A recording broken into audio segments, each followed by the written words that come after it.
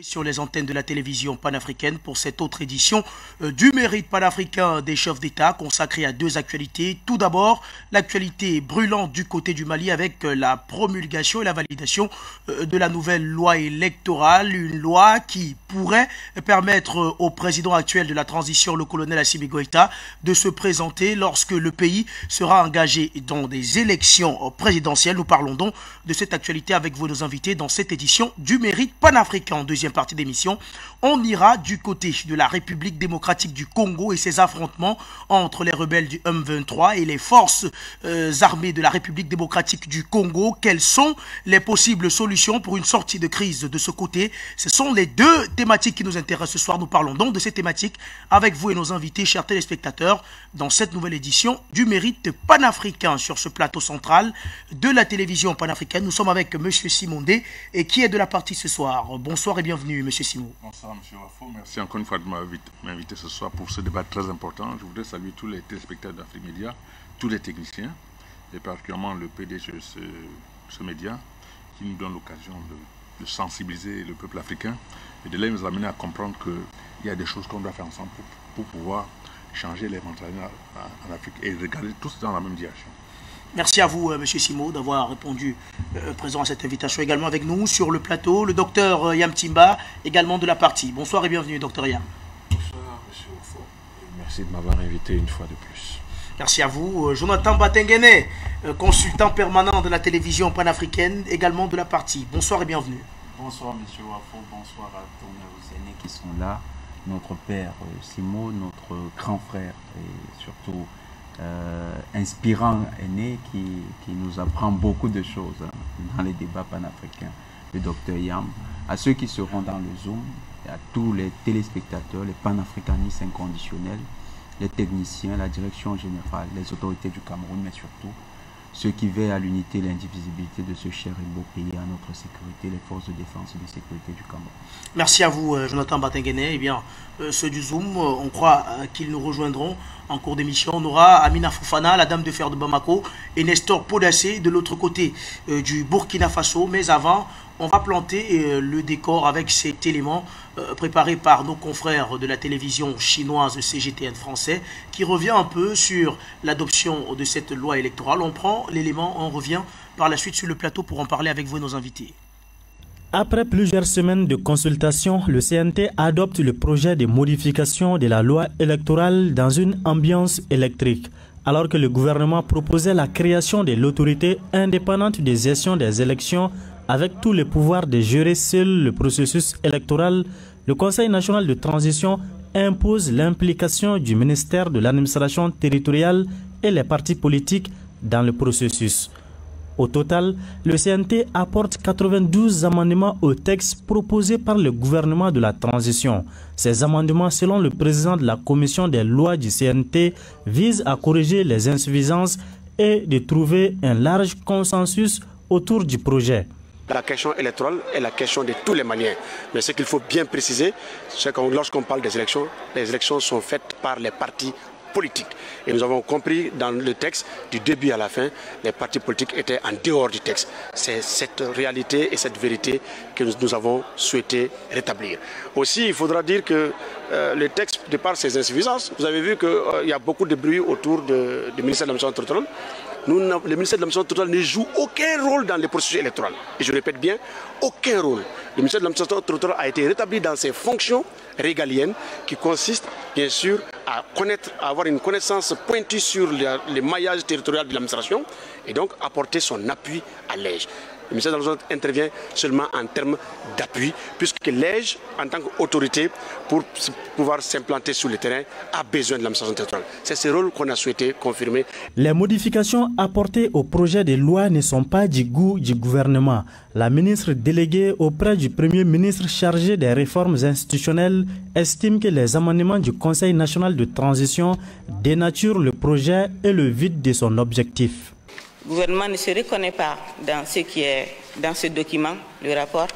Et donc, étant donné que le fondement même de la vision de refondation du système de gouvernance électorale est atteinte, contrairement à toutes les prévisions, contrairement au contenu du plan d'action du gouvernement qui a été acté ici, contrairement à la charte révisée ici, contrairement à la table ronde, aux conclusions de l'atelier des chambres sur la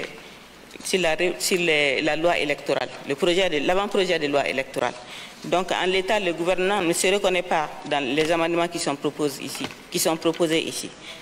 Raison pour laquelle, peut-être nous, si vous le permettez, nous voudrions solliciter une suspension de la séance pour revenir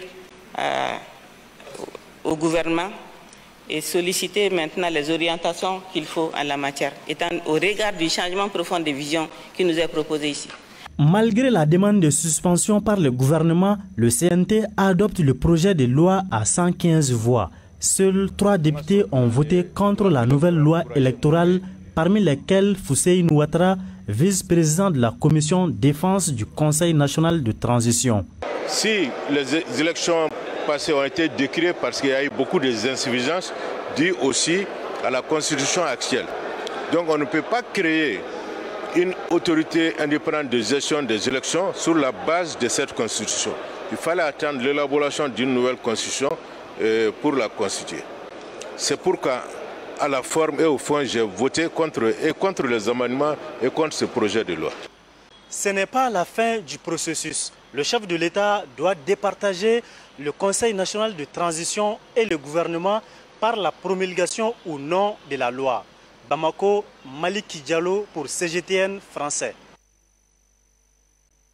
Merci à la réalisation, toujours tout en rappelant que la télévision chinoise CGTN français est partenaire de la télévision panafricaine d'Afrique Média. Eh bien, on va donc rentrer de plein pied dans le débat qui nous intéresse ce soir. En tout cas, la première partie de ce débat avec vous, M. Simo. Eh bien, une nouvelle loi électorale a donc été adoptée du côté du Mali. Cette loi ouvre quand même une porte, on va le dire comme ça, au président actuel de la transition, le colonel Assimi Goïta, de briguer un probable mandat à la tête de l'État malien, mais sous certaines conditions. Tout d'abord, est-ce que cela vous gêne si jamais le colonel Assimi Goïta souhaite être président du Mali dans les années à venir? Monsieur Wafo, je suis très inquiet pour ce qui vient de se passer au Mali. Je vous le dis sincèrement, c'est extrêmement dangereux ce qui vient de se passer au Mali. Parce que je suis convaincu que les députés, quoi qu'on dise, ont été manipulés. Et de deux, on ne construit pas une maison à partir de la toiture. Est-ce que le Mali a revu sa constitution? Parce que le Mali a été constitué. Le Mali ne s'est pas constitué. Parce que la constitution, ça veut dire quoi? Les gens restent ensemble, ils décident de comment ils vont mettre en place un État. Est-ce que ça a été fait? Non. Dans tous les pays africains, les gens, on a constitué les Africains ne sont jamais constitués. Et quand on vient maintenant voter une loi pour parler d'élection, moi je dis que c'est une histoire qui n'a aucun sens. D'un, vous savez, dans un pays comme le Mali, les gens sont capables de mettre tout ce qu'il faut pour manipuler, pour diviser, pour détruire une nation. À partir du moment où on s'est rendu compte que le Mali est une grande nation qui est en train de se préparer pour sortir complètement de l'esclavage dans lequel on a embrigadé tous les pays africains. Et quand on parle d'une élection dans un pays comme le Mali, ça m'inquiète. Pour la simple raison que si les élections étaient une très bonne chose, on ne l'aurait jamais imposé aux pays africains. Je suis désolé. On ne l'aurait jamais. C'est justement parce que les gens savent qu'avec les élections, ils peuvent faire tout ce qu'ils veulent pour mettre en place ce qu'ils veulent, quand ils veulent, et faire ce qu'ils veulent pour ce pays. C'est pour ça que moi je dis que je suis toujours très très embêté d'écouter, on parle de modification de la loi dans un pays comme le Mali aujourd'hui, parce que ce n'était pas d'occasion, ce n'était pas le moment propice. Moi je dis que la transition aurait pu travailler sereinement, mettre en place les institutions sérieuses, revoir la constitution et maintenant passer aux lois en comptant sur des gens vraiment intègres. Parce que ces députés qui sont là, ils sont arrivés à l'Assemblée quand? Il y a combien de temps? Est-ce que c'est le régime actuel de Assimi Goïta qui l'a mis en place, ou bien c'est l'ancien régime qui contrôle ces députés à l'Assemblée? C'est un problème. C'est un problème très très important que je suis en train de... Et je vous dis, dans 2 ans, vous me donnez raison pour ce qui se passe en Mali. C'est extrêmement dangereux. On est en train de rentrer là en plein pied dans un bordel qui ne dit déjà pas son nom d'ici quelques temps. Parce que on va continuer à manipuler les députés à distance, je dis bien à distance, et vous verrez que rien ne va plus se passer au Mali comme on veut. Même si le président Assimi Goïta veut se présenter, il pourra le faire, mais ça va créer de sérieux problèmes, même des conflits. entre les gens de l'Assemblée et le gouvernement. Et ça, il y aura une mésentente totale entre les militaires et le peuple. Vous allez vous rendre compte. Mais, M. Simo, les membres du CNT ont été choisis par le peuple lors des assises. Est-ce qu'on ne va pas quand même mettre en doute la crédibilité de ce Conseil national de transition? Ça s'est fait avec l'arrivée d'Assimi Goïta au pouvoir ou bien avant son arrivée? C'est la question que je me pose. À la suite de la prise du pouvoir par les militaires. Et c'est aux élections qu'on a mis ces gens en place? Il y a eu des assises nationales dans lesquelles on a choisi ceux qui allaient représenter et porter la voix du peuple malien. Mais malheureusement, au moment où je vous parle, il y a eu beaucoup d'interférences, c'est-à-dire de manipulations au Mali, au moment où je vous parle. La preuve, il y a un imam, Mamadou Diko, vous ne savez pas de quel côté il est. Avec des gens comme ça au Mali, avec les pays limitrophes qui entourent le Mali, je dis tout est possible au Mali. En ce moment, même les gens qui ont été mis là par la transition, tout peut être remis en cause au moment où je vous parle. C'est parce que l'infiltration dans les pays africains, avec la corruption, tout est possible. Tout est possible au moment où je vous parle. Enfin, je ne voudrais pas que l'histoire me donne raison. Voilà. Merci à vous, M. Simo. Eh bien, je me tourne à présent vers vous, Dr Yamtimba. Dans cette nouvelle loi électorale qui a donc été adoptée par le Conseil national de transition, il y a une possibilité pour le colonel Assimi Goïta, président actuel de la transition, d'être candidat si jamais lorsqu'il y aura des élections présidentielle du côté du Mali. Il faut dire que cette possibilité pourra se faire seulement sous certaines conditions. Assimi Goïta alors devra démissionner de ses fonctions de président de la transition et de militaire également 4 mois avant l'organisation des élections. Est-ce que on a, on va dire ça comment, le droit de refuser à Assimi Goïta de prédestiner à l'avenir du Mali? Ce n'est pas une question de droit de faire ou de ne pas faire. Il a dit lui-même qu'il ne le fera pas. Effectivement. Nous sommes en Afrique, nous ne sommes pas en Europe. Ici, les gens tiennent leur parole. On ne va pas commencer à dire en politique les déclarations n'engagent que ceux qui y croient. Non, nous en Afrique, la parole engage celui qui la donne. Donc, je crois que le chef de l'État, le président Goïta, il est important qu'il respecte sa parole. Parce que si toute l'Afrique le soutient, c'est bien parce que on espère qu'il a une parole d'officier. Et un officier ne dit pas oui à midi et non à 13h. Non. Un officier, il dit non, c'est non. Ce n'est pas une question de circonstance, ce n'est pas une question de situation politique ou de changement, de modification quelconque d'environnement ou de conditions. Il se trouve tout simplement que la parole d'un homme providentiel ou d'un homme, disons, la parole d'un homme comme lui est largement suffisante si elle est respectée pour stabiliser la situation politique d'un pays. S'il revient sur cette parole pour quelque raison que ce soit, autre que une situation de guerre, c'est-à-dire que le Mali se retrouve attaqué de l'extérieur, ça provoquera un effondrement du Mali. Et ça va miner la crédibilité de l'armée pendant des décennies. Et surtout la crédibilité des jeunes gens en Afrique pendant des décennies. Il faut comprendre que ce qui est en jeu, ce n'est pas la personne d'Assimi Goïta. Ce n'est pas l'homme Assimi Goïta. Ce qui est en jeu là, c'est un corps de métier, c'est une génération. S'il ne respecte pas sa parole, les jeunes ne seront plus jamais crédibles en Afrique pendant de très très longues années. S'il ne respecte pas sa parole, personne ne croira plus à l'armée en Afrique. On dira encore un autre, ça veut dire qu'ils sont tous comme ça. Je crois qu'il y a à certains moments, ne ratons pas l'entrée dans l'histoire en nous accrochant aux os de la République. Il peut revenir plus tard. Hein. Il peut revenir plus tard, devenir président de la République, mais les élections qui s'annoncent là, il ferait mieux de ne pas se présenter, ni lui ni aucun de ses camarades. Il ne devrait pas le faire. Ce à quoi ils doivent s'atteler aujourd'hui, c'est de préparer, c'est de transmettre aux hommes politiques qui sont les plus en vue au Mali, l'esprit qui est le leur, la vision qui les anime et qui a séduit et convaincu beaucoup d'Africains. Il faut pas du tout écouter la CEDEAO, il ne faut pas faire attention aux pressions de la CEDEAO. Vous savez, les pressions en politique, quand vous êtes un leader politique, vous devez toujours considérer les pressions comme de la pluie sur votre dos. Ça coule et ça sèche à un moment donné. La pluie ne reste pas indéfiniment sur le dos de quelqu'un. Vous devez plutôt considérer que ce qui est important et fondamental, c'est la vision que vous voulez implémenter et qui indique le chemin que vous voulez suivre. Donc, le président Goïta, de mon point de vue, ne devrait pas être là. Il y a beaucoup de problèmes, beaucoup plus importants, à mon avis, relativement à ce code électoral, et qui font un peu désordre, à mon avis, mais qui, en même temps, sont une interpellation pour plus de solidarité des Maliens et pour plus de cohésion, mais également pour que les gens restent lucides. Là, on est en train de parler d'élections.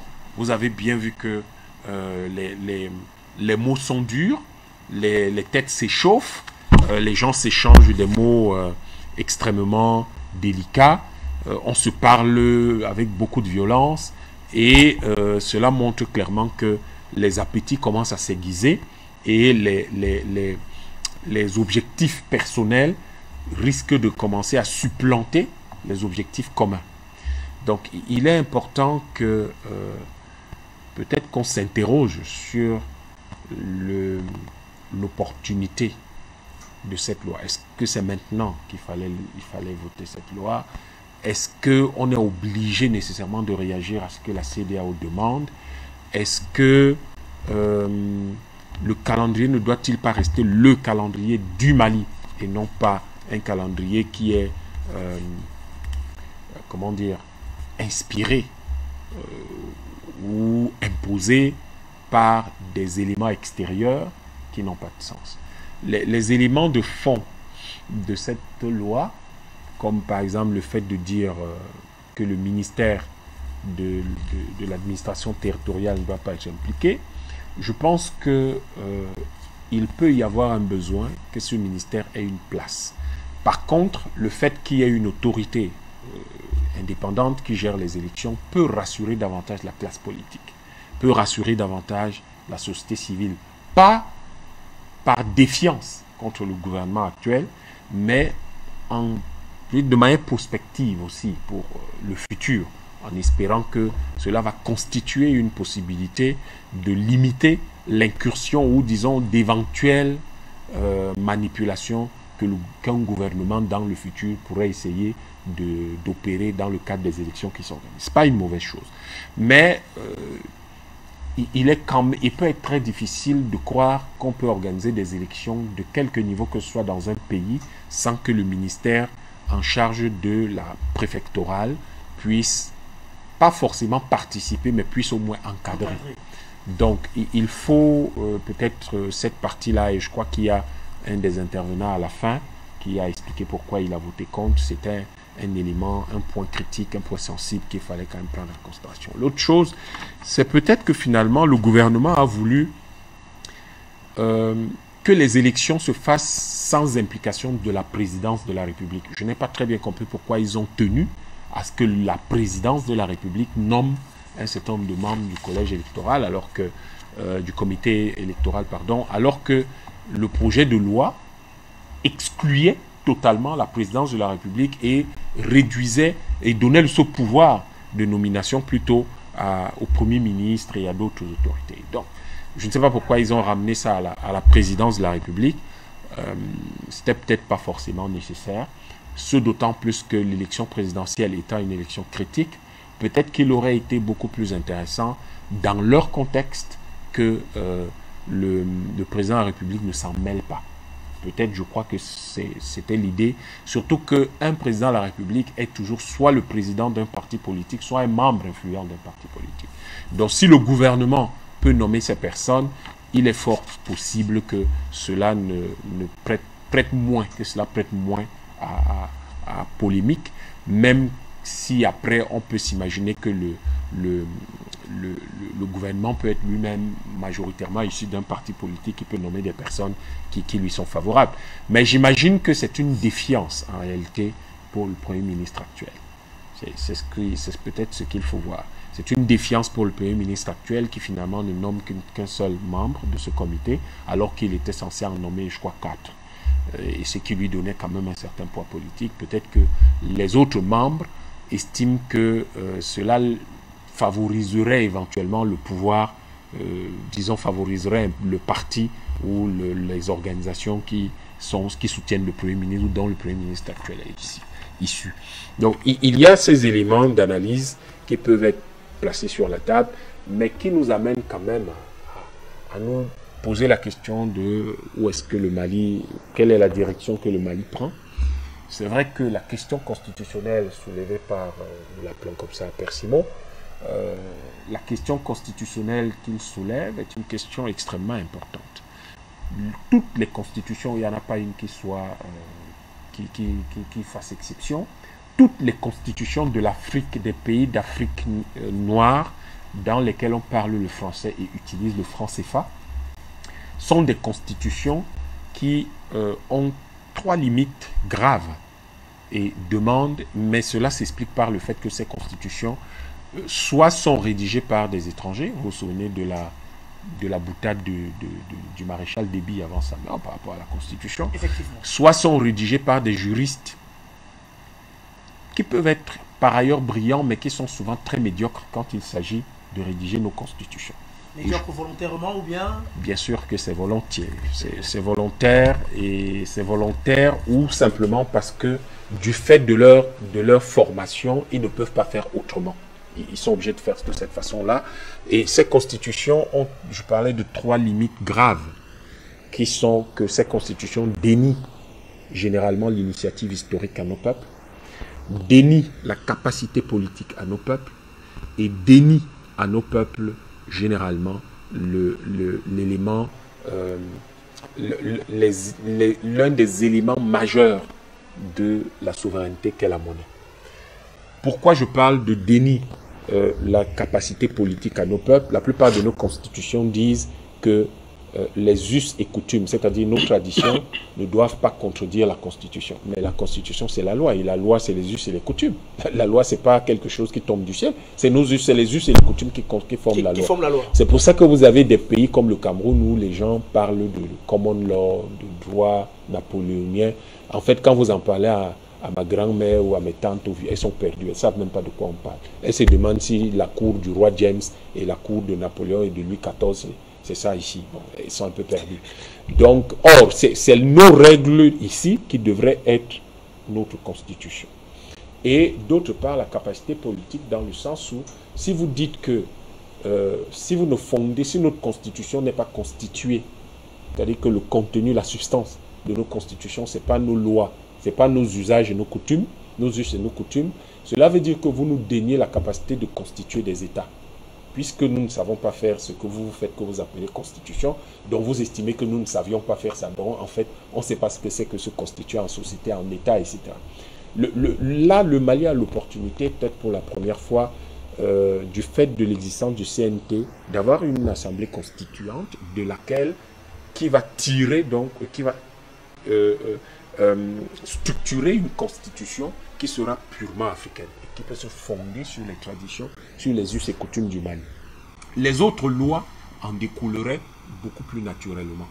Donc, commencer par ce type de loi laisse croire qu'il y a des pressions extrêmement fortes à l'intérieur du Mali en ce moment et qui visent, qui viennent de camps, de personnes, de forces politiques ou sociales ou même qui pourraient être nationalistes, mais qui peuvent aussi être manipulés de l'extérieur pour pousser, pour focaliser le pays sur les élections parce qu'il y a certaines têtes qui doivent arriver au pouvoir. Et vous avez bien constaté que la CEDEAO a tellement matraqué la question des élections, tout comme l'ONU, l'Union européenne, ont tellement matraqué la question des élections que les gens ont l'impression que la question fondamentale est celle des élections, alors que ce n'est pas le cas. Donc, il y a là le fait qu'on ne focalisons pas sur Assimi Goïta sera présent, ne le sera pas. Pour moi, ce n'est même pas une question à se poser parce qu'il a une parole d'officier. Et cette parole d'officier, ce n'est pas quelque chose sur quoi on devrait revenir. Je ne sais pas si vous avez fait visiter, ne serait-ce que scout Mais vous savez ce que c'est que la parole donnée. Mais pire, dans nos us et nos coutumes africaines, nos coutumes d'Afrique, la parole est sacrée. Parce que la parole est l'expression de votre âme. Si donc vous donnez votre parole et que vous revenez sur votre parole, en Afrique, vous n'avez pas la qualité d'être humain. Vous n'êtes pas un homme. Et je pense que tant qu'on n'en sera pas là, pour le moment, nous considérons que celui-là qui dirige le Mali actuellement, c'est un homme sérieux et nous espérons qu'il va rester sérieux. Parce que s'il revient sur sa parole, se présente aux élections, aux prochaines élections là, il cessera pour nous d'être un homme à nos yeux. Il cessera d'être un homme à nos yeux. Donc ce n'est pas ça le fond du problème. Le fond du problème, c'est cette loi électorale est-elle opportune? Les questions que nous avons soulevées en ce qui la concerne, est-ce qu'elles ne sont pas de nature à révéler des fractures qui pourraient être en train d'émerger entre la classe politique malienne? Est-ce qu'elles ne sont pas le fruit de pressions qui de plus en plus veulent porter certaines personnes à la tête de l'État malien? Merci à vous, docteur Yamtimba. On retrouvera tout à l'heure Amina Fofana qui est au cœur du CNT, peut-être nous donnera sa version, la version de la chose. Mais avant, on va revenir vers vous, Jonathan Batengene. On a écouté les craintes partagées par M. Simo, les craintes partagées également par le docteur Yam. Est-ce que, d'après vous, l'analyse que vous faites, est-ce que le timing de la sortie, de la promulgation de cette loi électorale était le bon? Je dirais, pour une fois, j'aurais un son de cloche différent. Je suis tout à fait d'accord avec la vision proposée par les parlementaires maliens. C'est maintenant qu'il faut préparer les futures échéances électorales. C'est maintenant qu'il faut asseoir un cadre. Mais si nous analysons cela du point de vue simplement du cadre électoral, de la transition, je dirais que nous nous arrêtons à un cadre minimaliste. Et nous avons une lecture court-termiste, basée sur la transition pour ce qu'elle est. Or, le dossier malien ne nous parle pas simplement d'une transition. Ça nous parle d'un cas général qui s'inscrit dans un dossier géopolitique pertinent, mais surtout stratégique au cœur de l'Afrique. Quel est ce cadre? Nous avons un pays qui pendant longtemps a expérimenté les transitions politiques, même les transitions en matière de coup d'État, et par la parole donnée par certains acteurs, il faut quand même se souvenir que le Mali est sorti d'un coup d'État, il y a une parole donnée qui a été respectée. Ça n'a pas empêché que le Mali resta dans la spirale des coups d'État. Donc en matière de parole donnée, ce n'est pas trop un gage de sécurité de la démocratie malienne. En termes de stratégie également, on a un dossier qui a mis aux prises un chef d'État et tout un bloc qui est connu comme un bloc impérialiste. C'est le bloc porté par la France, l'Union européenne, les États-Unis, qui ont pris, dès les premières lueurs de prise du pouvoir du président Goïta, ils ont pris sur eux de tirer à boulet rouge contre le président Goïta et le Conseil national de transition. Il ne s'agit donc plus d'un jeu simplement à prendre sous le prisme malien et de la parole donnée des Maliens avec les Maliens. Il s'agit d'un jeu qui s'est internationalisé. Il s'agit de pressions qui ont donné un certain sens à l'action politique d'Assimi Goïta. Et cette action politique, Assimi Goïta l'a inscrit dans le cadre de l'émancipation du Mali. Avec les colonels, les 4 colonels de Bamako, ils ont travaillé. Ils ont travaillé ramé à contre-courant contre la CEDEAO, contre la France, contre les États-Unis et même, ils ont subi une certaine attrition qui aurait pu ébranler le pays. Aujourd'hui, les victoires d'Assimi Goïta et de tout le Conseil national de transition ne sont plus à démontrer. L'Afrique entière est fière du travail qu'a bâti Assimi Goïta. Et d'ailleurs, Assimi Goïta ne s'est pas arrêté à un jeu militaro-militaire. Ce n'est pas un régime martial qui est à Bamako. Souvenez-vous, au mois de septembre dernier, il convoquait les assises nationales. Et les assises nationales ont intégré toutes les castes politiques, sociales et même militaires dans l'appareil gouvernement. Les discussions ont été des discussions portées par l'ensemble des représentants du peuple malien. Assimi Goïta n'a pas pris unilatéralement la décision de fixer la durée de la transition, de fixer le contenu de la transition, donc de donner une feuille de route à la transition. C'est le peuple malien qui l'a fait. Et d'ailleurs, quand cette feuille de route a été remise en question par la CEDEAO, a été remise en question par la France, c'est le peuple malien qui a défendu son texte contre ces institutions, contre ces acteurs internationaux. Le président Assimi Goïta a donc réussi à unifier l'appareil gouvernant avec le peuple dans un processus de légitimité populaire.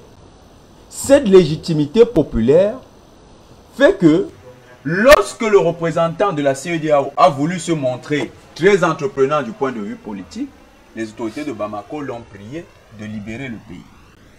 Cela aussi fait que lorsque l'ambassadeur de France s'est montré désobligeant vis-à-vis des autorités de Bamako et contre le peuple malien a demandé son départ.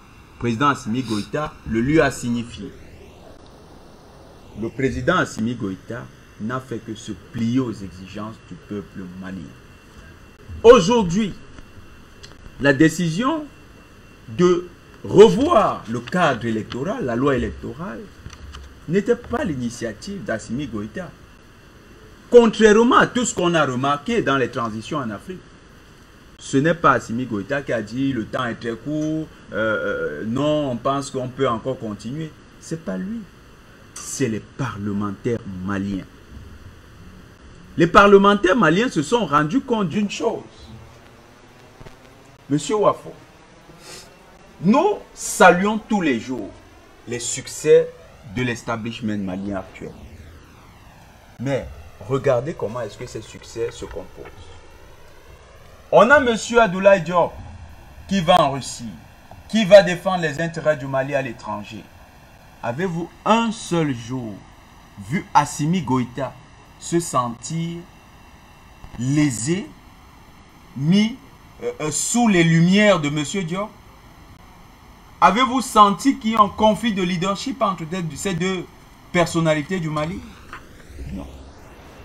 Le premier ministre Choguel Kokala Maïga, il est au front sur les grands dossiers brûlants au Mali.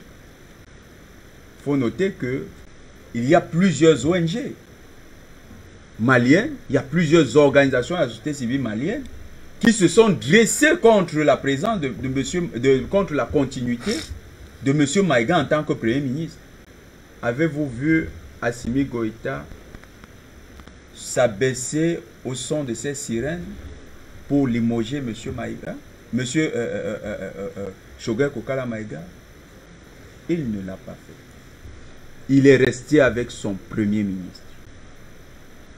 Monsieur Assimi Goïta s'est-il un jour senti diminué de ce que le communiqué qui demandait à l'ambassadeur de France de quitter le pays a été lu par M. Maïga, le ministre de l'Intérieur? Monsieur Assimi Goïta s'est-il un jour présenté pour réceptionner les hélicoptères qui venaient de Russie? L'ultra-présence n'est pas le mode par lequel Assimi Goïta nous a habitués. Plutôt, et c'est là où on émet des concessions, plutôt, il faut voir dans Assimi Goïta un homme qui aime rester dans l'ombre. Il travaille comme les grands maîtres d'opéra, ceux qui sont les chefs d'orchestre, qui organisent bien avant les différents acteurs qui vont composer la musique. Et c'est depuis cette position qu'il laisse à chaque acteur de s'exprimer et de briller sous la lumière des projecteurs et de pouvoir bénéficier d'un crédit populaire. Assimi Goïta n'a pas dit qu'il deviendrait le candidat à l'élection. Mais cette posture de maître d'orchestre amène les Maliens à se dire, ça, c'est le comportement stabilisateur d'un leader qu'il nous faut pour asseoir la démocratie malienne. Les députés qui ont décidé de se mettre... Est-ce que vous avez vu les populations maliennes? Vous les connaissez? Les Maliens ne sont pas morts. C'est l'un des peuples dont la maturité politique aujourd'hui est la plus élevée sur le continent africain. Si les Maliens ont laissé les députés se réunir, pourquoi présumer de ce que les décisions que le peuple a si longuement écoutées seront demain l'objet d'un discrédit? Nous ne pouvons pas présumer de cela. Aujourd'hui, on est en train de fixer le cap de la transition. Pourquoi M. Assimi Goïta est-il au pouvoir? Pour mener la transition. Et pourquoi nous nous inquiétons de ce que le processus de la transition, son parachèvement, c'est-à-dire l'élection pour la transmission du pouvoir à un nouveau dirigeant, sera en train de se faire maintenant? L'opportunité s'y prête. L'Assemblée nationale a bien agi. C'est déjà le premier point. Le deuxième point, M. Assimi Goïta est-il apte à diriger le Mali? J'ai parlé de son comportement en tant que leader stabilisateur. C'est très important. Le type de leadership exprimé dans une équipe gouvernementale est très important. Aujourd'hui au Mali, vous mettez quelqu'un qui veut jouer tous les rôles, ça va exploser. Parce que les manipulateurs de l'extérieur n'attendent que ça. Les petits conflits de leadership. Monsieur Assimi Goïta nous propose le meilleur profil en matière de leadership au Mali actuellement. Monsieur Assimi Goïta a réussi dans le cadre de la crise, non pas à s'illustrer comme étant l'homme providentiel, mais à illustrer l'équipe gouvernementale comme étant une équipe providentielle. C'est un homme qui travaille en collectif. C'est très important dans les luttes d'émancipation. Monsieur Assimi Goïta, dans sa posture, il y a un indéterminant, il y a un indéterminé qui reste, c'est que tout peut se passer ainsi, et que même le peuple veuille à le choisir, et lui il décide de se retirer. Parce que ça aussi, ça fait partie du tempérament de l'homme. Il est d'une humilité qui se ressent et se reconnaît dans son attitude. On ne peut pas lui prêter d'intention à l'heure actuelle. Mais si le peuple malien fait un appel à l'intention d'avoir M. Assimi Goïta continuellement au pouvoir, c'est-à-dire que tel que la loi électorale le prévoit, il démissionne 4 mois avant l'élection et qu'il se représente, c'est-à-dire constitue un appareil politique, pourquoi refuserait-il cet appel du peuple? La démocratie serait-elle l'exclusion de la volonté du peuple pour satisfaire nos préférences? Si c'est ça la démocratie, c'est nous qui la travestissons. La démocratie, c'est l'expression de la volonté populaire. Si c'est la volonté populaire qui sollicite M. Assimi Goïta pour qu'il se présente aux élections et qu'il continue l'œuvre qu'il a commencée durant cette transition, pour ma part, il devrait répondre favorablement. Car c'est le peuple qui est souverain. Ce n'est pas nos préférences qui peuvent décider à la place de ce peuple. M. Assimi Goïta doit rester à l'écoute du peuple malien. L'opportunité de cette loi se présentait. Les élections, vous savez, ça se prépare sur 2 ans. Les Maliens devaient commencer le processus dès maintenant.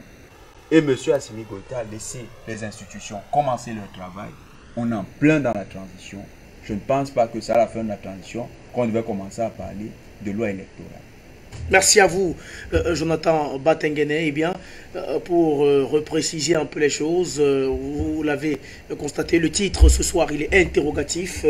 Aucun des invités n'a prêté d'intention au colonel Assimi Goïta. On s'interroge simplement sur la possibilité de se présenter parce que la nouvelle loi électorale le permet. C'est d'ailleurs pour ça qu'on va retrouver Amina Fofana, la dame de fer de Bamako, en direct de la capitale malienne. Bonsoir à vous, chère Amina. Merci d'avoir répondu présent à cette invitation. Eh bien, vous qui êtes donc au cœur de toutes ces tribulations, on va les appeler comme ça, on imagine que cela n'a pas été facile, le fait d'ouvrir une porte au colonel Assimi Goïta, si jamais il souhaitait être candidat aux prochaines élections présidentielles. Cela a créé pas mal de remous sur le plateau d'ailleurs. Les uns et les autres ne sont pas d'accord. Amina Fofana, qu'est-ce qui vous a motivé? Est-ce que vous pensez, est-ce que vous avez jugé que le timing pour la promulgation de cette loi électorale était le bon? Oui, bonsoir Junior Wafo, bonsoir au doyen. Simone Day, je salue aussi Jonathan Batengene, avec Dr Yam Timba et tous ceux qui nous suivent en ce moment. Je ne sais pas s'il y a quelqu'un en Zoom. S'il y a quelqu'un en Zoom, je les salue. Je salue ceux qui nous regardent et je salue la régie. Voilà. Donc, la loi électorale ne parle pas du digne président patriote Assimi Goïta. Ça dit que quelques militaires que ce soit, si le militaire en question. Et puis d'abord, il faut savoir que c'est le gouvernement qui a déposé ce projet, c'est pas le CNT. C'est le projet du gouvernement malien qui a été déposé sur la table du CNT le 3 décembre de l'année passée, 2021, bien avant les assises nationales, bien avant la conclusion des assises nationales. Donc, ça ne prenait pas en compte les aspirations profondes du peuple. Il faut que cela... Je vois que la bonne information n'est pas donnée à mes camarades panafricains qui sont panélistes, qui sont sur le plateau, mais ça n'a rien à voir avec les aspirations légitimes du peuple. Nous avons un PM qui est un chef de parti politique qui a décidé d'élaborer un document de manière politique et exclusive par rapport à un clan et écarter tous les partis politiques en écartant tout le monde, en s'inclusant exclusivement avec une majorité de 4 voix contre 3 personnes venant donner que le CNT devait lui donner, et qu'avec ces 7 personnes-là, lui, il va donner 4 personnes et ils vont choisir 9 personnes dans tout le Mali qui va former ce qu'on appelle l'EJ. L'EJ, c'est l'autorité indépendante de gestion des élections. Donc, ça veut dire quoi? Que si le CNT était d'accord avec ce genre de proposition, ça voudrait dire que le peuple malien d'abord est exclu, puisque le CNT a travaillé à mettre dans les amendements les conclusions des assises nationales, dont le PM parle tout le temps. Et je vous rappelle ici que je n'ai rien contre le PM. D'ailleurs, je le respecte beaucoup, mais là, ce qu'il y a à féliciter, c'est cette décision historique qui vient d'être promulguée aujourd'hui par le digne président patriote du CNT, de la transition Assimi Goïta. Donc, notre digne président patriote du CNT a fait l'inclusion. L'inclusion, c'est quoi? C'est pas parce que toi, tu es chef de parti politique que tu vas tailler une loi sur mesure et tu vas enlever les autres. En même temps, tes communicants qui sont sur les réseaux font passer le CNT pour une organe qui est entre les mains de la France. Vous me connaissez. Si c'était à refaire, je vais lever même les 2 mains pour voter cette loi. Parce que ça épargne, il n'a pas écouté les partis politiques. Il a élaboré un document avant les assises nationales. Donc le 6 décembre, le document est arrivé, le 3 c'est arrivé au CNT, mais le 6 c'est arrivé à la commission loi. Et la commission loi, il restait 8 jours seulement avant que l'on aille aux vacances parlementaires. Donc la commission loi, pour pouvoir travailler, a demandé au PM de demander une ouverture de session spéciale. Le gouvernement a refusé. Donc on est resté comme ça dans les vacances parlementaires. Donc le CNT a appelé tous les politiciens, a appelé toute la société civile, a appelé les autorités traditionnelles, morales, coutumières, a appelé tout le monde pour des séances d'écoute. C'est ça le rôle du CNT. Le rôle du CNT est un rôle parlementaire. Donc le gouvernement fait des propositions et c'est à nous de faire en sorte que ces propositions soient conformes à la loi. Nous avons un chef de parti politique qui veut donner 4 membres et dire au CNT que le CNT va donner 3 membres pour constituer ce qui va être l'organe de gestion unique. Et cet organe-là sera au-dessus de tout. Dans le truc, j'ai envoyé le rapport à Jérôme, dans le document en question, il est dit que ces gens-là sont nommés pendant 7 ans. Et il est dit que ces gens-là, c'est-à-dire ils vont organiser non seulement ce que le gouvernement a dit, non seulement les élections présidentielles, les élections législatives, les élections communales, même les syndicalistes, les bureaux des syndicats, c'est cet organe qui va mettre tout ça en place. Depuis quand il y a ce genre d'ingérence et de substitution? Même l'argent des partis politiques, le CNT a mis un amendement comme quoi il faut que ça soit payé au trésor public. Le gouvernement a dit non, c'est l'organe que le gouvernement va majoritairement créer, notamment un parti politique, un clan. Ce sont eux qui vont décider. Mais pourtant, ils sont en concurrence avec les autres politiciens. Nous, on a décrié la situation politique au Mali. On les a combattus, mais ça ne veut pas dire qu'ils ne sont pas candidats. Ils sont maliens jusqu'à preuve de contraire. Pourquoi, de quel droit, lui, il va prendre, je le respecte, hein, il va prendre, nous on est dans notre rôle et on a inclus tous les Maliens. Le fait que le CNT a été nommé, comme d'ailleurs le gouvernement aussi a été nommé, dans cette transition, personne n'a été voté ou personne n'a été élu. Donc il y a une désinformation spécialement contre le CNT qui visait le CNT depuis très longtemps par rapport à ce projet de loi.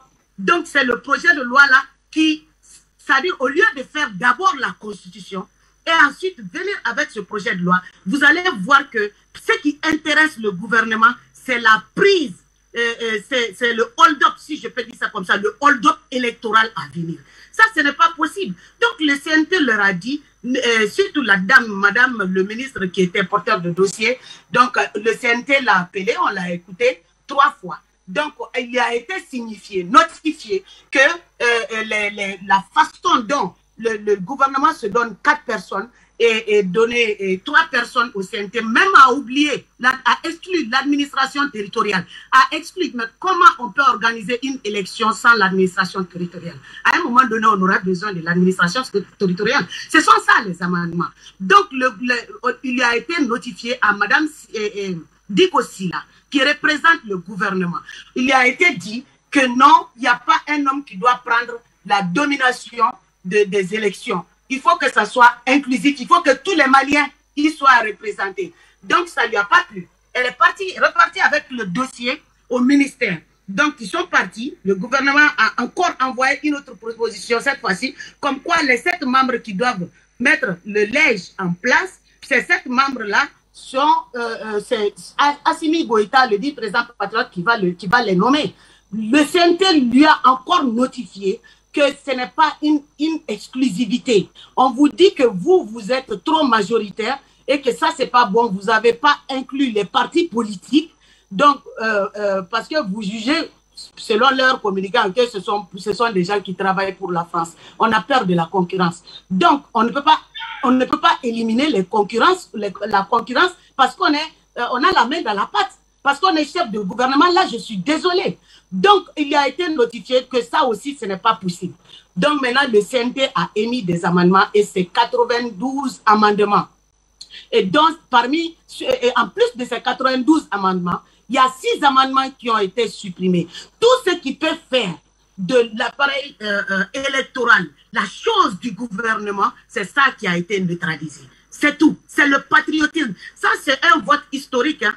C'est pour ça que je n'arrête pas de féliciter les membres du CNT. Et pour l'information de tous, ça a été promulgué par le dit président patriote Assimi Goïta. En plus, il a demandé au ministre de l'administration territoriale de mettre tous les partis politiques ensemble pour discuter et pour parler ensemble. Mais moi, je vais vous dire, normalement, la transition, ce n'est pas la transition d'un clan. La transition, le CNT, ce n'est pas le CNT d'un clan. Nous, on a lutté plus que tous ces gens-là. On a lutté, les militaires ont beaucoup lutté aussi. C'est eux-mêmes les premiers patriotes du Mali. de n'importe quel pays, les militaires sont les premiers à sacrifier. Mais les militaires, il les a enlevés, il les a mis de côté. Tout le monde, il a mis tout le monde de côté. Il a sauté même Assimi. Donc, c'est la deuxième fois qu'il revient avec ça. Donc, juste pour vous dire que la désinformation a atteint son comble, mais nous, on sait ce qu'on a fait. Si c'était à refaire, je le referais. Donc, il a mis tout le monde de côté, sous prétexte que ce sont les vieux gens, que ce sont des gens qui travaillent pour la France. Nous, le CNT, représente l'ensemble des Maliens. Si je fais ma lutte, je ferai ma lutte. Mais en ce qui concerne le devoir du pays, on représente l'ensemble des Maliens. D'ailleurs, dans la composition du CNT, il y a toutes les couches sociales, les personnes vivant avec le handicap, les partis politiques, les représentants des partis politiques, il y a la société civile, il y a les militaires, ceux qui représentent les chefs coutumiers, etc.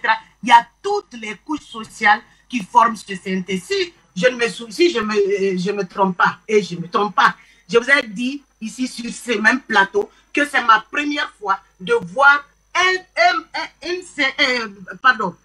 une structure qui représente toutes les couches sociales du Mali. Tout le monde y est représenté là-dedans, sans problème. Mais ce qu'il y a, c'est qu'il y a quelqu'un qui veut s'accaparer de l'appareil électoral. Maintenant, comme ça lui a été notifié que les 7 qu'il demande que Assimi va donner, qu'on n'est pas d'accord avec ça, la bonne dame est encore retournée avec le dossier. Et quand on l'a encore rappelé pour écouter, elle a dit qu'elle ne veut plus nous écouter. Le monde entier m'entend. Vous savez, le truc a été filmé en direct et ça a été fait en français. Tout ce que le CNT fait est transparent. Il n'y a pas d'ambiguïté là-dedans. Toutes nos plénières sont filmées. Et ça, ce n'est pas la seule plénière qui a été filmée. Chaque jeudi, quand nous faisons les plénières, c'est filmé pour que le monde entier comprenne. Donc, vous comprenez français, je comprends français. Le président de la commission loi Souleymane, Dr Souleymane D, qui est en train de parler ici, a fait son devoir de patriote. La commission loi a fait un travail lourd et acharné, a écouté beaucoup, plus de 260 personnes pour comprendre et inclure les conclusions des assises nationales dedans. Et c'est ça qui ne plaît pas au gouvernement. Donc, nous ne sommes pas en guerre avec le gouvernement. Moi, je pense que c'est deux structures de la même transition où tout le monde a été nommé parce que seuls les communicants du gouvernement disent que nous, on n'est pas légitime, qu'on a été nommé, mais le Premier ministre et son gouvernement ont été nommés. C'est-à-dire qu'ils s'attaquent directement à la légitimité du digne président patriote Assimi Goïta. Donc, si mes collègues sur le plateau n'ont pas compris, moi, je ne voterai jamais un truc de la France. Même si j'ai entendu que RFI a parlé de CRFI a parlé, nous, on s'en fout des RFI. On a chassé RFI d'ici. RFI peut aboyer loin. Nous, on ne connaît pas RFI, on ne connaît personne. Donc, c'est le rôle du gouvernement aurait dû prendre en compte dans ce document la représentation inclusive de tout le peuple malien pour que la loi puisse passer. Donc maintenant, si le gouvernement ne joue pas son rôle et que ça vient dans l'organe législatif ne va pas se comporter comme le gouvernement. Non, il faut que tous les Maliens y soient représentés. C'est ça qui s'est passé. Ce qui se passe là, ça veut dire qu'il y a un clan qui voulait absolument que le président soit nommé par eux-mêmes, si je peux l'appeler comme ça, l'appareil, contrôler l'appareil électoral totalement. C'est ça qui a été déjoué. Et ça allait nous amener dans le chaos. Donc, les désinformations à gauche, à droite, moi, je crois que je suis ouverte et je peux parler avec tous mes frères qui sont sur le plateau. Et d'ailleurs, je vous l'explique. Peut-être que c'est aussi de ma faute. Ça fait un petit moment que je suis un peu occupée. Et c'est par rapport à tout le peuple malien. Nous avons les mêmes droits. Donc, si le gouvernement s'est précipité pour mettre cette loi électorale avant de penser à la Constitution, c'est que le gouvernement a un agenda caché. C'est ça que je veux que vous compreniez. C'est un chef de parti politique, le chef du gouvernement. C'est un chef de parti politique. Et pire encore, il va donner des documents parallèles aux partis politiques qui ne sont pas les mêmes que le CNT qu'il a déposé au CNT. Maintenant, quand le président de la commission loi appelle les chefs de partis politiques et les autres, appelle tout le monde pour voir, il va voir que ce que le gouvernement a donné aux autres.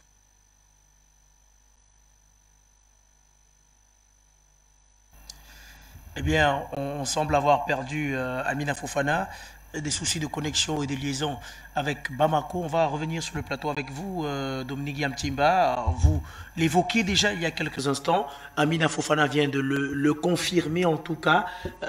Des fractures commencent à se faire ressentir au sein de l'appareil dirigeant du côté de Bamako. D'après vous, est-ce que vous pensez que ces fractures sont profondes ou bien elles peuvent encore être résorbées? En matière politique, on ne sait jamais. Je vous ai dit tout à l'heure que la question de fond n'était pas la possibilité que Assimi Goïta se présente ou ne se présente pas, parce que de mon point de vue, il a une parole d'officier.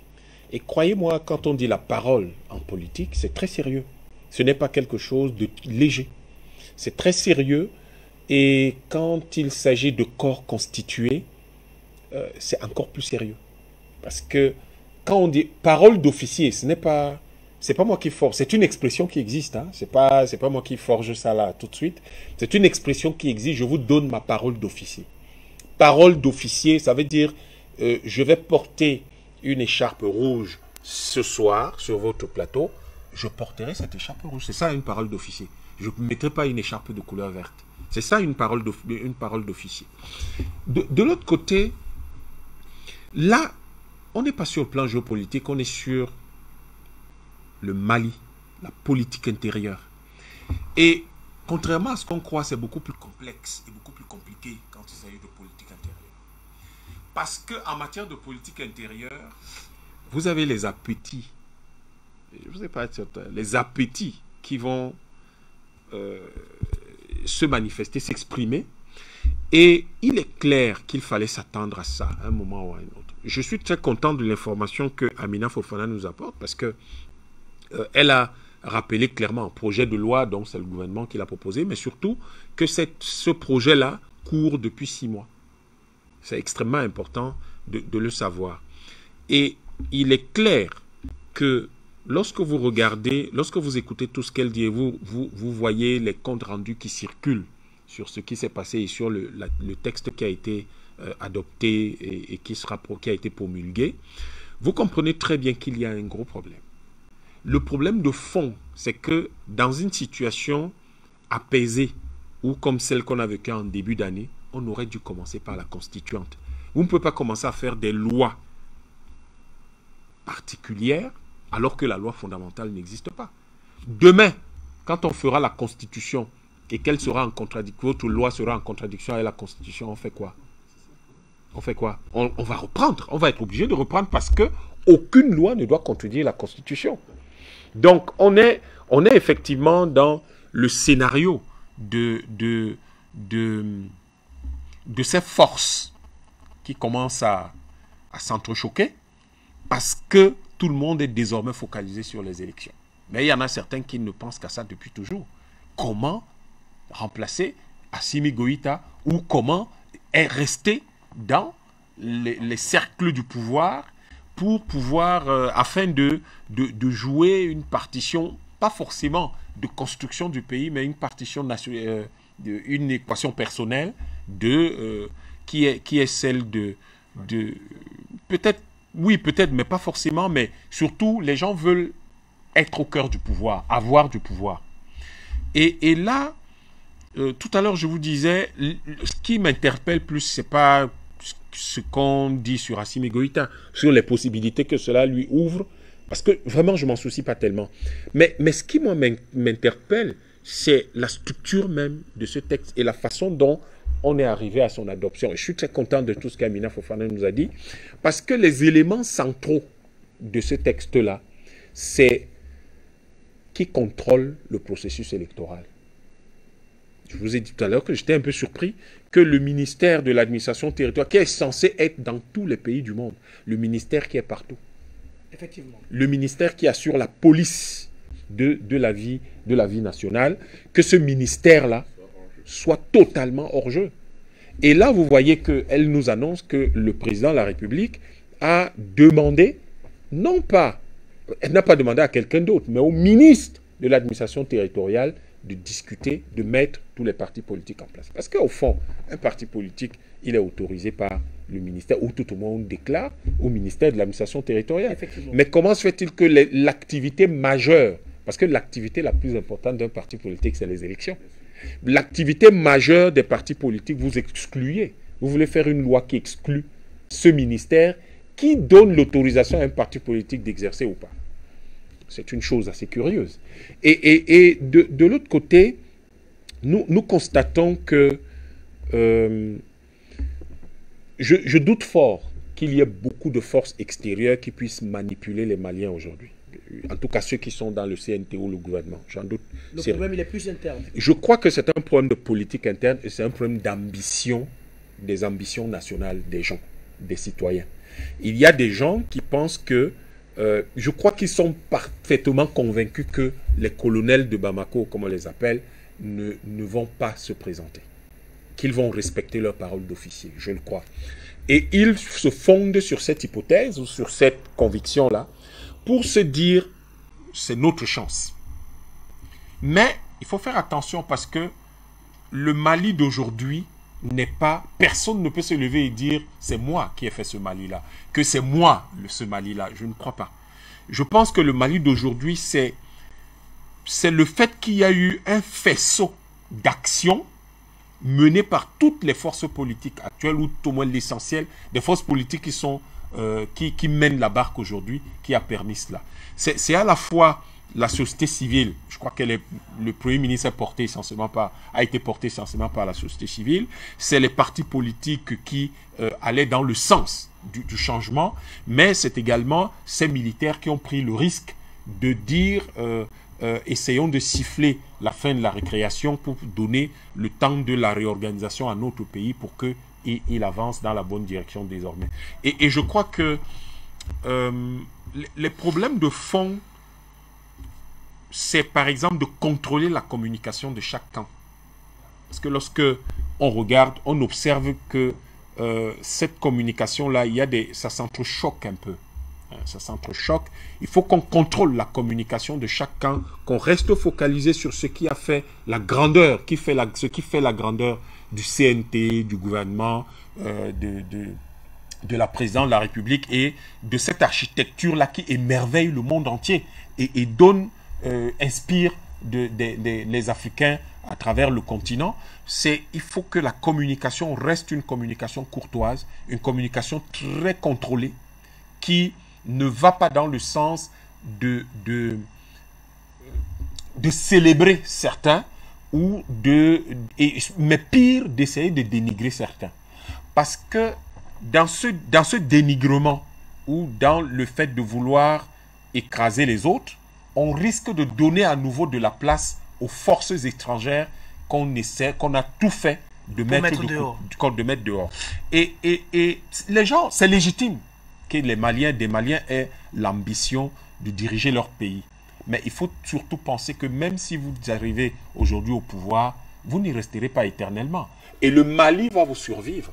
Donc, nous devons toujours avoir, en cette matière-là, pour ce qui est de nous qui regardons le Mali de l'extérieur, de suggérer que l'attitude des uns et des autres soit toujours une attitude de construction de quelque chose de durable et qui est dans une perspective longue, qui dépasse chacun des individus qui sont dans le gouvernement, le CNT ou à la présidence, et qui va donc permettre que demain, lorsqu'il faudra organiser une élection, qu'on ne se pose pas de questions. Bon, il y a des incongruités qui étaient telles que, par exemple, même les élections des syndicats. Les syndicats, c'est une association au quartier. Vous n'avez pas commencé, le gouvernement ne va pas décider où va organiser les élections dans chaque association au quartier. Donc, ce n'est pas forcément la chose qu'il faut faire. Et puis, de l'autre côté, je pense que même lorsqu'on a besoin de rendre les élections totalement indépendantes du gouvernement, sous le prétexte peut-être que le gouvernement risquerait de les manipuler, il faut quand même s'assurer que l'ordre et la sécurité vont régner. Cette haute autorité n'a pas de militaires, n'a pas de policiers, n'a pas de forces de sécurité qui vont sécuriser les urnes, les bureaux de vote, etc. Donc, il faut... Et puis, il est toujours intéressant que les gens sachent que l'autorité de l'État reste présente tout au long de ce processus-là, parce que c'est ça qui permet en même temps d'avoir des élections.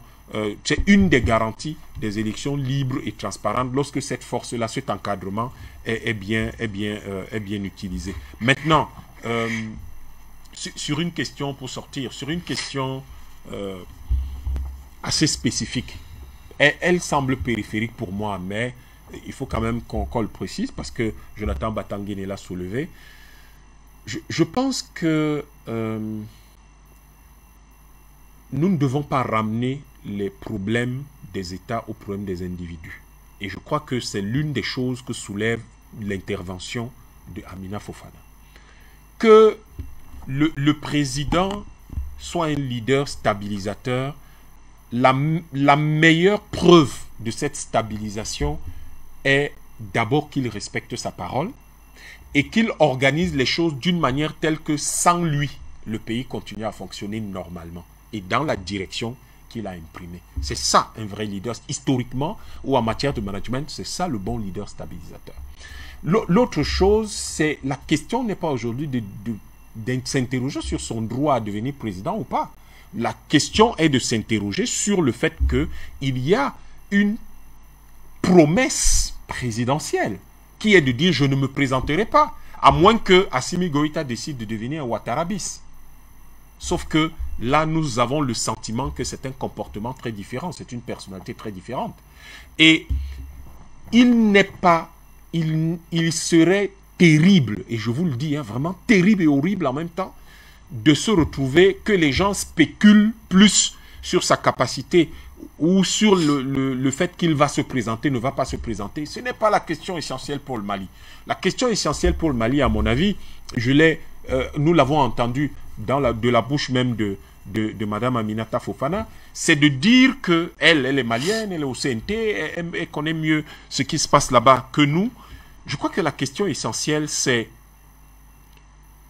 conduire le changement actuel pour qu'il aboutisse à un Mali meilleur, souverain, libre, indépendant sur le plan international, capable de prendre ses propres décisions et surtout susceptible d'assurer à tous les Maliens une qualité de vie qui est meilleure. Tous les Maliens, sans exception. Et je crois que le CNT indique clairement la voie. On a pris toutes les catégories socio-professionnelles, toutes les professions, etc. Donc, ils ont le souci qu'il n'y a aucun Malien qui reste au bord de la route, mais que tous puissent vivre mieux. Mais pour cela, ça va vous paraître étrange, mais dans un pays, les lois ne sont pas des lois intéressantes si les hommes ne sont pas des hommes forts. La force d'un homme n'est pas dans sa violence. La force d'un homme est dans sa capacité à donner une parole qu'il respecte, est dans sa capacité à être courtois avec tout le monde, est dans sa capacité à respecter tout le monde et à honorer ses engagements, est dans sa capacité à se retenir, sachant que tout ne peut pas lui revenir à lui tout seul et que dans un pays, on partage quelque chose pour pouvoir former une équipe. Si vous voulez tout retenir pour vous tout seul, vous allez détruire ce qui a été construit avec beaucoup de peine et de souffrance et de sacrifice. Mais si vous faites l'effort de vous assurer que les processus que vous mettez en place ou que vous déclenchez construisent un pays stable, un pays structuré, un pays dans lequel, après vous, les gens seront encore heureux de vivre ensemble, là vous êtes un homme qui est sérieux. Mais la question, et ça, c'est quelque chose qu'on n'a pas très bien compris, ce qui aurait pu conduire à tout cela, c'est de faire précéder toutes les grandes lois qui vont se prendre désormais par une constitution. Parce que la constitution va sceller, va établir une fois pour toutes quelle est la vision que les Maliens ont de leur pays. Lorsque vous parlez de la loi électorale, ça ne dit pas la vision qu'ils ont de leur pays, c'est quelque chose de parcellaire, de fragmentaire. Mais la constitution, c'est quelque chose qui sera la synthèse des réflexions que les Maliens mènent entre eux depuis une dizaine d'années. La synthèse des conclusions, ou si vous voulez, les conclusions auxquelles ils sont parvenus, lesquelles conclusions sont désormais la perspective dans laquelle ils regardent et ils veulent construire leur avenir. Bon, maintenant, ils ont pris la décision qu'ils ont prise en termes de temps. Effectivement, une élection ne se prépare pas en 2 jours. Je suis d'accord qu'il faut se donner le temps de la préparer de manière sérieuse. Je crois que Batangene a posé ce problème-là, il était sérieux. On ne va pas commencer à se lancer dans la préparation d'une élection à 3 mois de l'échéance. Il faut y penser avant. C'est quelque chose de normal, c'est un timing qu'il faut prendre en considération. Mais dans le même temps, on ne va pas rester focalisé sur les élections alors que on devrait structurer ce qui va guider la totalité de l'action du gouvernement plus tard, et qui s'appelle du gouvernement et du peuple tout entier plus tard, et qui s'appelle la Constitution. Merci à vous, Dr Yam Timba. On vous retrouve donc à présent, Monsieur Simo. Je le disais il y a quelques instants, vos craintes ont été en quelque sorte confirmées par Amina Fofana. Il semblerait que les appétits politiques des uns et des autres sont en train de vouloir prendre le pas sur la défense de la nation malienne. Vous savez, Monsieur Wafo, il faudrait savoir que le temps est un sabre qui finit par trancher même les plus puissants. Alors, ceci dit, il faudrait que les gens se rappellent une chose. Vous savez, la parole, le doute d'un sage vaut plus que la certitude d'un ignorant. Là, on est dans la séquence proverbe, monsieur Simon. Et ceci dit, il faudrait faire très très attention, parce que le Mali aujourd'hui a un très très grand problème. La consolidation de la souveraineté malienne. La consolidation. Et je le redis et je le répète. On ne peut pas dans un pays, au lieu d'asseoir, de se constituer d'abord, on passe par la loi, on fait des lois pour les élections. Est-ce qu'il y a urgence pour une élection actuelle au Mali? Moi, je dis non. La véritable urgence, c'est la consolidation de la souveraineté malienne, à travers la monnaie, à travers une armée puissante, à travers une réorganisation réelle du peuple malien pour conquérir son espace géographique. Ce qui n'est pas le cas jusqu'au bout. Bon, c'est le cas. Ils sont en train, avec le processus du président Assimi Goïta. Mais cependant, je pense que le temps qu'on a aujourd'hui ne nous permet pas d'avoir une lisibilité réelle sur l'avenir définitif du Mali. Pour la simple raison que, je le dis encore et je le répète, et je le dirai jamais assez. Vous ne pouvez pas construire une maison à partir de la toiture.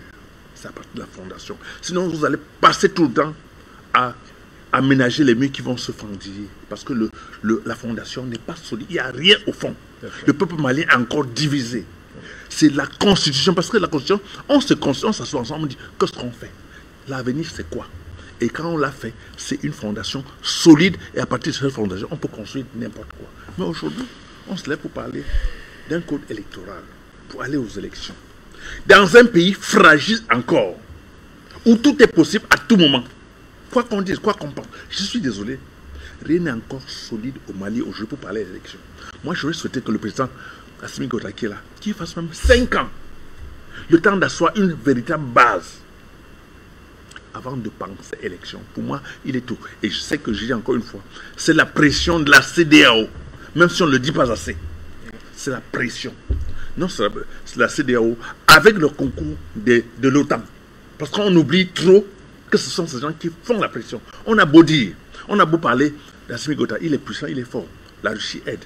Mais je dis encore une fois, quand vous avez un voisin qui a votre porte-monnaie, vous n'êtes pas libre du tout. Même pas du tout.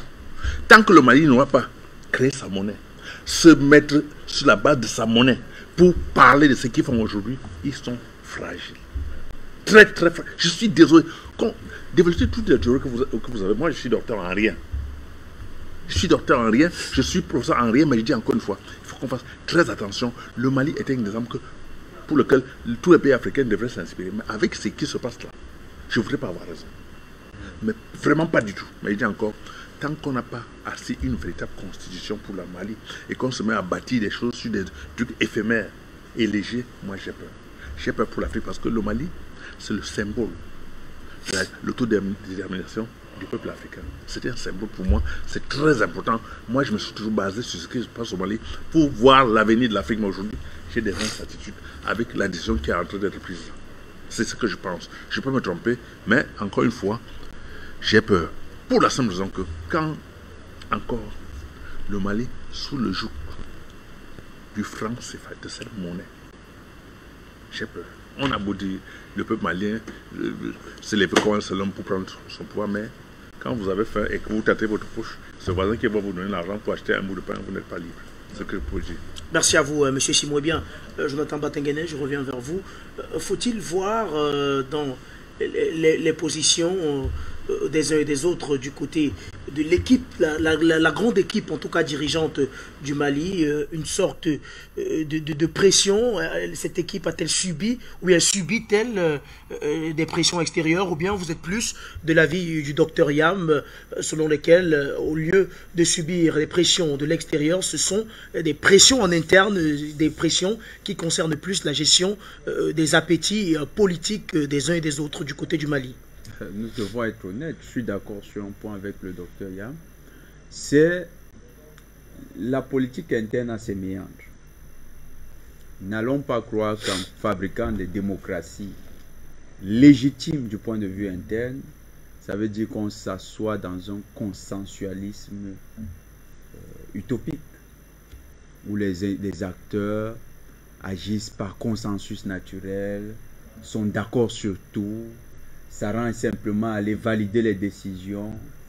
Si c'est ainsi que nous imaginons le processus de démocratisation avec sa légitimité interne, c'est que nous nous ferons un peu le doigt dans l'œil. Non. Le Mali vit une réalité démocratique. Sauf que cette réalité démocratique est travaillée par les acteurs de l'intérieur. Quand vous avez suivi Madame Fofana, vous avez suivi, les tentatives de discrédit vont plutôt dans le sens où certaines parties peuvent mobiliser l'argument suivant lequel les autres sont manipulés de l'extérieur. En interne, c'est un combat entre plusieurs pôles désormais de la politique malienne. C'est un fait. Sauf, ce fait ne peut pas occulter le fait que les acteurs qui se sont réunis au Mali, les acteurs qui ont discuté de cette loi électorale sont quand même d'accord d'abord de l'opportunité de la période. Madame Fofana reconnaît que si c'était même à refaire, elle le referait. Ça veut dire que le timing de la loi électorale n'est pas mal choisi. Deuxième élément, hormis le timing, il faut regarder le mécanisme par lequel cette loi est discutée. La loi n'est pas portée par le gouvernement pour être adoptée immédiatement, sine die. Non. Les acteurs posent cette loi au débat et les Maliens discutent de cette loi ensemble. C'est les Maliens qui ont amendé cette loi. C'est les représentants du peuple malien qui ont donné à cette loi un contenu légitime. C'est le travail démocratique normal. Dans toutes les grandes démocraties, dans toutes les démocraties, c'est ainsi que le travail parlementaire s'organise. C'est ainsi que le travail de la société politique gouvernante s'organise.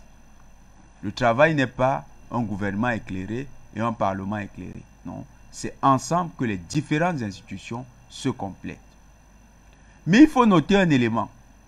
Le président Assimi Goïta, dans sa posture, parce qu'il a prêté serment pour mener à bien cette transition, a veillé à ce que les Maliens aient une loi qui représente l'ensemble des tendances du peuple malien.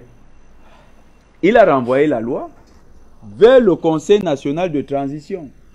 Il n'a pas adopté unilatéralement la loi. Il n'a pas dit, dès que ça arrive là-bas, envoyez-la moi. Il a même reproché au gouvernement en place d'avoir procédé d'une certaine manière. Ça veut dire que dans sa vision, il faut que cette loi soit démocratique. Je vais dire une chose. M. Assimi Goïta peut gérer cette transition jusqu'à 4 mois de l'élection. Démissionner, M. Wafo. Démissionner. Beaucoup de gens ne comprendront pas. Il peut décider de démissionner, il aura tenu sa parole. Parce que sa responsabilité, c'était d'amener le pays à la capacité d'organiser une élection. Il peut démissionner et décider et être appelé par ce peuple. Il peut décider de choisir l'appel du peuple. Il peut décider de simplement se retirer de la vie politique et de s'occuper à d'autres affaires. M. Assimi Goïta a cette liberté. Peut-il être candidat à l'élection? De mon point de vue, oui. Parce que si à 4 mois de l'élection, le Mali a tout son territoire sécurisé, le Mali est capable d'organiser des élections libres et transparentes, pourquoi M. Assimi Goïta ne serait-il pas légitime pour diriger ce pays? Sa parole donnée, c'était celle-là. Il n'a pas dit aux Maliens, je ne peux plus être président du Mali. Ça ne transparaît dans aucun de ses engagements. Prenez toutes les vidéos. Il n'a jamais dit ça. M. Assimi Goïta est à la tête du Mali actuellement sur la base d'une feuille de route. Je crois que Mme Fofana nous le dira tout à l'heure. C'est une feuille de route qui est son engagement avec le peuple malien. Oui, parole d'officier. Il a une vraie parole d'officier à tenir. C'est de respecter cet agenda. Tant que les éléments de cet agenda sont respectés par M. Assimi Goïta, il a fait sa part de job. Et il peut décider, 4 mois après, avant les élections, de se retirer. C'est une option qui reste dans sa palette de réaction. Et si cette option est exploitée, lui opposera-t-on qu'il ne devrait pas se représenter à l'élection? Non. Et d'ailleurs, le fait d'ouvrir les candidatures à l'ensemble, aux militaires comme aux civils, c'est une manière juste de réconcilier la société malienne. Parce que cette société malienne a vu les militaires payer le lourd tribut. Et beaucoup de ces militaires qui se sont retrouvés aux affaires. Vous voulez dire qu'après, on va leur dire c'est bon, retournez à vos casernes? Pourquoi ces militaires ne participeraient pas à la vie politique malienne? Au nom de quoi ils ne le feraient pas? La classe politique malienne est en train de s'organiser. Et pour ma part, nous sommes en train de bâtir le socle d'au moins 40 années de gestion du Mali. Madame Fofana, que vous voyez, est partie pour au moins 30 ans de carrière politique. Quand vous voyez son âge, elle est encore jeune. Elle est partie pour au moins 30 ans de carrière politique. Monsieur Diawara qui intervient, il est parti pour au moins 40 à 50 ans de vie politique. Disons 40 ans. D'autres Maliens qui sont engagés dans la vie politique actuellement, qui sont des jeunes dans les associations, ils sont partis pour être des leaders demain de la société malienne. Mais ces leaders ont besoin de trouver un socle, de trouver un cadre qui aura étoffé les règles du jeu, aura protégé les règles du jeu. N'oublions pas le contexte international. Pendant que nous parlons, il y a des opposants maliens qui ont reçu 23 millions d'euros avec une société civile pour faire le jeu de la France. Ces gens ont de l'argent et peuvent à tout moment participer à un retournement de situation. Il faut donc que Assimi Goïta et le gouvernement protègent la révolution du peuple malien. Ils doivent le faire. Jusqu'en 2024, ils ont cette responsabilité ultime en tant que Conseil national de transition. Mais soyons aussi cohérents avec nous-mêmes. La transition n'est pas éternelle. Donc, si on dit que Assimi Goïta ne devrait pas parler de loi électorale maintenant, ou bien que le gouvernement ne devrait pas parler de loi électorale maintenant, il en parlera quand? Le piège, c'est de se retrouver avec une tentative de transition indéfinie.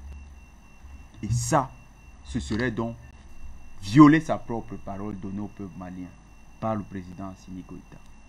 Il doit éviter cela. Mais pour le reste, le timing est bon. Peut-il se représenter? Pour ma part, oui. Son engagement avec le peuple malien, c'est de le mener à une transition. 4 mois avant les élections, il peut démissionner. Je crois que à ce niveau, M. Wafo, tout est clair. Parce que vous avez l'impression que ce serait une anomalie, ce ne serait pas une anomalie. Merci à vous, Jonathan Batengene. Eh bien, juste une réaction, Dr Yam. On va prendre la direction de Bamako pour retrouver Amina Fofana. Il ne faut pas dire ça. La charte de la transition a une disposition. Ce n'est pas une question de parole de M. Assimi Goïta. Dans la charte de la transition, il est clairement dit à l'article 13 que ceux qui seront dans le gouvernement et ceux qui seront dans le président, la transition, etc., doivent pas se présenter aux élections qui seront organisées pour marquer la fin de la transition. Et M. Assimi Goïta est arrivé au pouvoir sur la base d'une violation de cette charte par son prédécesseur. Donc, quand nous parlons de ce genre de choses-là, on est en train de parler d'un État. On est en train de parler de quelqu'un qui a perdu son poste de président de la République. Donc, c'est très sérieux. Donc, on ne peut pas dire qu'il a le droit, pas sur la base de ses résultats. Non. Il y a une charte qui est là, qui guide les actions de cette transition.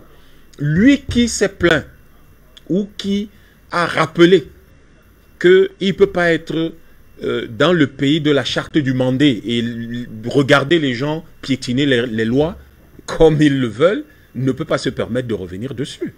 C'est un élément extrêmement important qu'il faut prendre en considération. Et je pense d'ailleurs que la plus grande difficulté que nous avons en Afrique et qui risque peut-être de peser lourd, c'est que nous avons si peu vu des gens avoir des résultats sérieux à la tête des États comme Assimi Goïta, qu'effectivement on comprend que beaucoup de gens aient envie qu'il reste là beaucoup plus qu'il n'en faut, ou enfin beaucoup plus longtemps que le temps de la transition qui a été annoncé. Malheureusement, je le dis encore, je le répète, pour nous les Africains, la parole donnée est sacrée. C'est quelque chose avec quoi on ne joue pas. Et les règles sont des choses extrêmement importantes. Et la démocratie, puisqu'on en parle, elle est fondée sur les règles. Et lorsqu'on ne peut pas respecter ces règles sous le prétexte qu'on a été le meilleur président du siècle, on bafoue, on piétine justement non seulement cette démocratie, bon, mais surtout on piétine l'État lui-même. Donc il y a une disposition claire qui rappelle que lui et tous ceux qui sont là ne devraient pas se présenter. Merci à vous, docteur Yam Timba. Merci en tout cas de rappeler la disposition, une disposition qu'il faut automatiquement respecter, mais en fonction aussi d'autres événements, en fonction du déroulement de la situation d'une autre manière. On pourrait, certains pourraient s'amener à... Soyez rassurés. Il y aura toujours des événements. Sinon, après, tous les présidents, ils auront le droit de dire « Ah, il y a telle chose, donc je ne pars pas. » Merci à vous, Dominique Yam Timba. On va donc retrouver Amina Fofana en direct de Bamako. La question, je l'ai posée tout à l'heure au docteur Yam Timba. Je vous la pose à vous également. Pour vous qui êtes au sein, vous vivez au cœur de tous ces événements-là, vous êtes mieux outillés pour répondre à cette question. Est-ce que d'après vous, vous pensez, au vu de ce que vous avez révélé il y a quelques instants, que la fracture entre le gouvernement conduit par le docteur Shogel Kokala Maïga et le Conseil national de transition est désormais devenue une fracture ouverte, ou bien il y a encore des moyens de consolider les deux parties? En fait, il n'y a pas de fracture. Il n'a pas joué son rôle qui est dirigé par un chef de parti politique qui a voulu mettre les autres, tout le Mali de côté et créer un organe sacralisé et qui est au-dessus de la loi, qui est au-dessus de tout pendant 7 ans. Donc, c'est ça qui a été désacralisé et impliqué tous les Maliens, surtout les conclusions des assises nationales. Donc, quand on est en train de se battre pour un pays, ce n'est pas pour les beaux yeux d'un être humain. Être patriote, c'est aussi être juste dans tout ce que l'on fait. Donc, il n'y a pas de fracture, pas du tout. Moi, je sais que c'est deux organes qui se complètent. Là où le gouvernement se trompe, c'est le COCNT de faire en sorte que tout le peuple malien puisse se voir à l'intérieur. Donc, la fracture, ce n'est pas quelque chose c'est pas comme ça que je l'appellerai, non. Excusez-moi, il y a encore quelqu'un qui m'appelle. Est-ce que vous me recevez? Vous me recevez, voilà. Voilà, non, je suis là. Donc, ce n'est pas une affaire de fracture. C'est juste une affaire que le CNT a joué son rôle de patriote et qu'il y a un chef de parti politique qui a fait chaussure à son pied de la loi électorale et que le CNT a dit non, il faut que tous les Maliens s'y voient à l'intérieur. C'est tout simplement, en gros, c'est ça qui s'est passé. Mais avant ça, les communicants du gouvernement ont commencé à attaquer le CNT. Non, il faut dissoudre le CNT parce qu'il y a des politiciens là-bas qui travaillent pour la France, il faut le dissoudre. Mais c'était par rapport à ce projet qui était sur la table. Ils se voyaient déjà devenir président ou choisir un président dans leur parti politique ou dans leur, en tout cas, leur regroupement ou leur entité. Ils se voyaient donc, ils sont choqués, ils sont déçus. Et le dit président patriote Assimi Goïta, je le répète, il a promulgué la loi. Il y a 92 amendements, le Mali au-dessus de tout. Je ne peux pas, les jours où le PM a bien fait, le gouvernement a bien fait, je les ai félicités. Ah oui, même le jour où quelqu'un a monté sur Afrique Média pour dénigrer M. Abdoulaye Diop, je l'ai défendu. Mais quand il s'agit de renverser tout un pays pour ses seules ambitions présidentielles ou les ambitions présidentielles de son clan, ça c'est inadmissible, ça c'est pas possible. On ne peut pas avoir peur de la concurrence et éliminer de facto les concurrents qui vont arriver. Si il est sûr que les Maliens l'aiment, il n'y a pas de problème, les Maliens voteront pour lui. Mais ce n'est pas à lui et à son entité de prendre une décision sur les autres, même sur le peuple malien. Les conclusions des assises nationales, il n'a pas pris en compte, c'est-à-dire au lieu de se pencher sur la modification de la Constitution, au lieu de même penser, mettre tout ce que, parce que quand il parle, tous les jours, il parle des les assises nationales, les Maliens, hein, on dit ça, mais entre-temps, la loi électorale qu'il a déposée n'a pas pris en compte et même élaboré avant que les Maliens ne parlent. Donc, si tu ne sers pas les intérêts du peuple malien, tu écartes la politique, tu écartes l'administration territoriale, tu écartes la Cour constitutionnelle, tu écartes tout et tout le monde, tu sers les intérêts de qui? Tu sers les intérêts de quoi? Voilà la véritable question qu'il faut poser. Donc, c'est ce hold-up électoral qui allait mettre le Mali à feu et à sang que le CNT a évité de par sa justesse, de par sa décision historique, de par ses connaissances avec les amendements, les 92 amendements promulgués par le digne président patriote Assimi Goïta. Donc, je salue le digne président patriote du CNT, honorable président le colonel Malik Diaw, qui a assumé ses responsabilités avec le président de la commission loi et tous les membres du CNT. Voilà, donc, moi, je n'ai jamais été dans un parti politique. Je suis contre la conspiration. Je te défends, mais c'est le Mali qui passe avant tout. Maintenant, celui qui veut monter, mettre le Mali sous son aisselle ou venir s'asseoir sur le Mali, mais forcément, tu nous auras sur ton chemin. Et c'est ça qui s'est passé. Et ce qui s'est passé maintenant, c'est que tous les Maliens sont égaux devant la loi électorale qui a été promulguée par le digne président patriote. Moi, je pense qu'on doit même tourner la page. Ça a déjà été promulgué par le président, qui est le président de tous les Maliens, par le CNT, qui est le CNT de tous les Maliens. Il n'y a pas d'exclusion. Et ça doit être félicité par le gouvernement qui devrait représenter, être le gouvernement de tous les Maliens et non le gouvernement qui représente une entité qui veut s'accaparer du pouvoir après les élections. C'est vrai, j'entends sur le plateau que le problème du Mali, ce n'est pas les élections. Oui, le problème du Mali, ce n'est pas les élections, mais on a eu quand même du temps. La finalité, comme le délai de la transition a déjà été fixé pour 2 ans, donc maintenant, on peut aussi commencer à envisager des élections. Parce que la finalité de la transition, c'est de toute façon, ce sont les élections. Et non cet appareil qui voulait, qui a eu des amendements qui voulaient s'accaparer, s'infiltrer dans tout au Mali. C'est-à-dire que ça devait même être, c'est un faiseur de roi, quoi. Il n'est pas jugeable, il n'est pas critiquable. Il est là pendant 7 ans. Il va gérer l'argent des partis politiques. Il va faire ci, il va faire ça. Il va gérer même les élections communales. Il va gérer. C'est pas possible. C'est pire qu'une dictature. C'est ça qui allait être une tragédie pour le Mali. Si on reproche quelque chose à Ibeka, on a dit à Ibeka qu'il a concentré un clan, le pouvoir appartenait à un clan, on ne peut pas répéter l'histoire. Si le gouvernement fait ça, le CNT ne peut pas être complice de ça. Il faut que cela soit clair. Aucun pays ne va se bâtir dans l'exclusion. Il faut que ça soit inclusif et que les cœurs commencent à s'apaiser et que tout le monde commence à marcher ensemble. Mais ce qu'on reproche à Ibeka, si vous venez proposer pire, le CNT est dans son rôle magistral, je le souligne bien, dans son rôle magistral, dans son rôle régalien, dans son rôle législatif, d'apporter des amendements. Et le CNT n'a même pas rejeté le dit projet de loi. Le CNT a mis des amendements et ça a été promulgué par le président de la République qui a la tête quand même sur les épaules. Nous savons très bien que les militaires sont des patriotes, je ne peux pas me fatiguer de le dire. Pourquoi nous les soutenons? Parce que ce sont des patriotes.